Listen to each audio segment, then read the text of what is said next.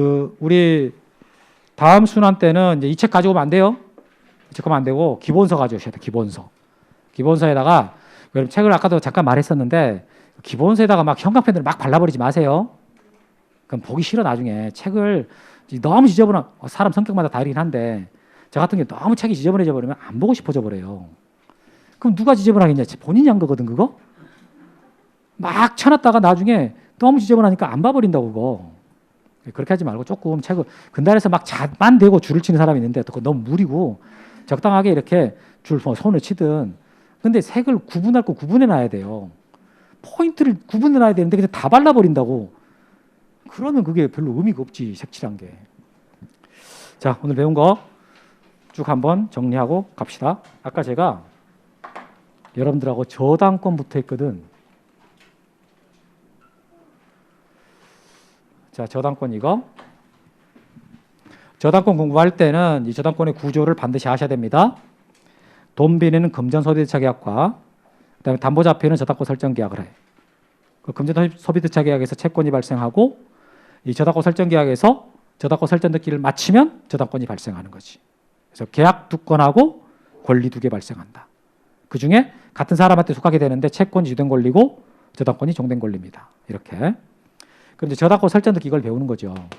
저당권 설정 등기를 할 때 이럴 때 이 소유 저당권 설정자가 등기 의무자가 되고 저당권자가 등기 권리자가 돼서 공동 신청하는데 이때 신청할 때 반드시 꼭 써야 되는 게 누가 얼마 빌려갔냐. 채권액과 채무자. 그런데 이 저당권을요. 소유권자가 설정하는 게 일반적이겠지만 전세권자나 지상권자도 설정할 수 있거든. 그때 소유권자가 설정한 저당권이면 주등기로 하지만 이렇게 전세권자가 설정한 저당권이다? 그럼 부기등기로 합니다. 이렇게. 아까 부기등기 할 때도 이거 다 한 번에 정리해서 말했잖아요.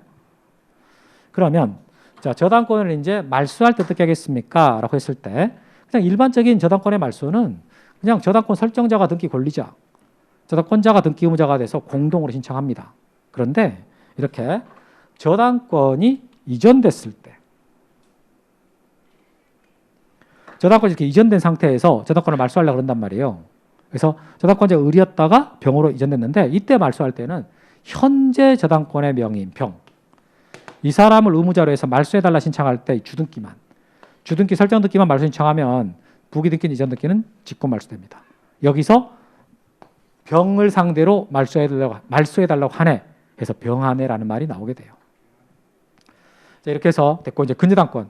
이게 저당권은 부종성의 성질 때문에 저당권이 너무 채권을 따라다니거든요. 그래서 부종성 때문에 이게 불편해요. 쓰는데 굉장히. 그래서 이게 이 부종성이 완화된 저당권이 필요했고 그렇게 나오된 저당권이 근저당권입니다. 그러니까 근저당권도 저당권의 일종이긴 한데 특수한 저당권이죠. 부종성이 완화된 저당권. 그래서 이거 등기할 때 특징은 채권 최고액을 쓰고 채무자는 똑같이 써요. 그러니까 채권 최고액이라고 쓰는 거야. 이 최고액 안에는 원금만 있는 게 아니라 이자, 위약금 이런 거 싹 다 포함된 금액이에요. 다 포함돼서 이 금액까지 책임을 지겠다. 이렇게 하는 거거든. 그리고 이제 이거 등기할 때 특징은 채무자가 여러 명이라 할지라도 채권 최고액은 단일하게 쓰는 것이지 구분하게 쓰는 게 아니고 채무자가 연대 채무자를 할지라도 그냥 채무자라고만 쓰지 연대라는 말 쓸 필요가 없다. 그래서 이게 이 담보 물권, 이 담보 물권의 성질을 알면 왜 이런 말이 나오는지 이해할 수 있어요. 부동산 가지고 책임지는 게 얼마냐 이렇게 말하기 때문에 그러는 거예요. 이렇게 됐고 다음에 이제 각종의 등기에서 변경, 경정, 말소 이 변경, 경정, 말소 이 세 등기는요 이게 이 틀로 갖고 한 번에 정리할 수 있어. 등기 기록에 써진 것과 실체 관계는 일치가 돼야 되는데 만약에 이 두 개가 전부가 다 불일치해버린다. 그럼 무효예요. 그러니까 말소를 시켜버리지. 그런데 일부가 불일치할 때는 고쳐서 쓰면 되거든. 근데 그 일부가 언제 불일치가 발생했냐.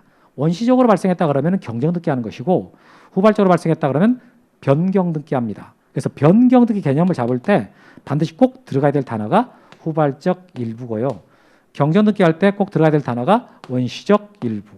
말소등기 할 때는 전부. 이 핵심적인 단어가 꼭 들어가야 되는 거예요. 그럼 변경등기 종류는 세 가지가 있거든. 표제에서 하는 부동산의 표시 변경, 갑과 을구에서 하는 권리 변경과 등기명인 표시 변경. 자, 이 중에서 자, 부동산의 표시 변경. 이 부동산의 표시 변경은요. 이 부동산의 표시인 토지의 소재, 지번, 지목, 면적 또는 건물의 표시인 소재, 지번, 구조, 종류, 면적 이게 바뀔 때 하는 겁니다.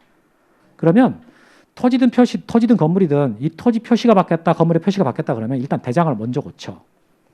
대장을 먼저 고치고 그 고친 대장을 첨부해가지고 소유권자가 1개월 내로 신청을 하죠. 신청을 하면 등기관이 등기를 할 때는 표제부 등기는 항상 주등기로 하고 그리고 종전의 내용은 싹 다 말소시켜. 이렇게. 이게 신청해서 하는 거였고 그다음에 행정구역 명칭 변경될 때는 소재가 바뀌거든요. 그때는 직권으로 부동산의 표시 변경 등기를 할 수 있다. 이렇게. 받고 권리 변경 등기. 권리의 내용의 변경이 있을 때 하는 것인데 뭐 전세권이다 그러면 전세금이나 범위 존속 기간. 저당권이다 그러면 채권액 채무자 이런 것들이거든요.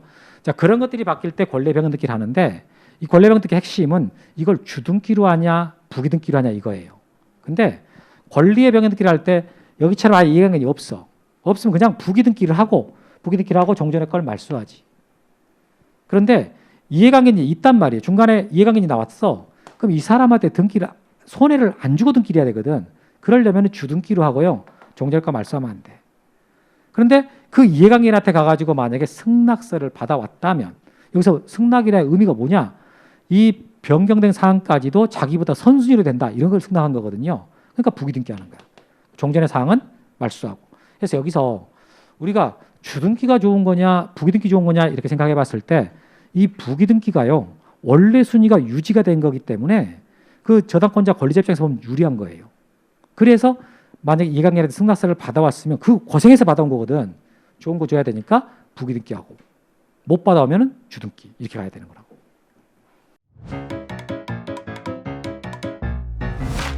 에듀윌 유료 회원만의 고객 밀착해요. 아 뭐였지 이거? 어떡하지? 자, 제가 도와드릴게요. 누구세요? 저 애들 학습 매니저인데요. 이거 좀. 네. 자, 일로 오세요. 자, 언제든 필요하시면 연락 주세요. 언제든지요? 언제든지. 감사합니다. 밀착 케어 받아가며 합격하는 혜택. 오직 에듀윌 유료 회원에게만. 에듀윌. 아들, 엄마 그런 거 아니야. 공부하시죠. 네. 다음에 자, 등기 명인 표시 변경을 봤는데 등기 명인이라는 것은 등기상의 권리자를 말하는 것이고 그 명인을 표시하는 게 세 가지. 성명, 주민번호, 주소예요. 그중에 뭐라도 하나 바뀌면 등기 명인 표시 변경 등기를 하는데 기본적으로 이것은 단독 신청합니다. 등기 명인이 단독 신청해. 항상 부기등기하고 종전의 사항은 말소해요. 그런데 이게 직권을 할 때가 있어. 행정구역 명칭이 바뀌면 그러면 이때 이 주소 이거 당연히 바뀐 걸로 보거든. 이것도 직권으로 등기 명인의 주소 변경 할 수 있습니다라는 거 봤고요. 변경 등기는 시점만 다르지 변경 등기는 거의 똑같다라고 생각하면 되고 원시적이다 그 차이. 그다음에 말소 등기는 반드시 개념 잡을 때 전부라는 말이 나와요. 전부가 부적부할 때 지우는 거예요. 시점은 상관없어. 근데 말소 등기 할 때 봤더니 이해관계는 있습니다. 그 이해관계는 있으면 그 자리에 승낙서가 있어야 되지 만약에 없으면 각하예요. 승낙서 없이 신청하면 각하돼 버리는데 그럼 승낙서를 첨부했다. 첨부해가지고 말소 등기 신청할 때는요. 그때 이해관계 등기는 따로 말소 신청 안 해. 그 이해관계 등기는 직권으로 말소됩니다. 이렇게. 그 말소 등기는 기본적으로 공동 신청의 원칙이지만 단독 신청할 수 있겠죠. 또 직권을 할 때도 있거든. 대표적으로 1, 2호 위반 등기, 직권 말소. 이거랑 방금 이거 이해관계 승낙서 있을 때 그 이해관계 등기 직권 말소된다. 그리고 말소 등기는 항상 주등기로만 하고 해당되는 등기를 말소하는 표시합니다. 이렇게. 다음에 이제 부기등기. 이 부기등기는 순위번호에 가지번호 붙이는 등기예요. 순위번호에 가지번호 붙이는 등기. 그러니까 값과 얼굴만 있는 거야. 그럼 어떨 때 부기등기하고 주등기 합니까? 라고 했을 때 자, 이게 9개로 나눠서 세 칸으로 칸마다 3개씩. 그래서 소유권 이전 등기 주등기, 소유권자가 설정한 등기 주등기, 소유권을 목적으로 하는 등기 주등기. 이렇게.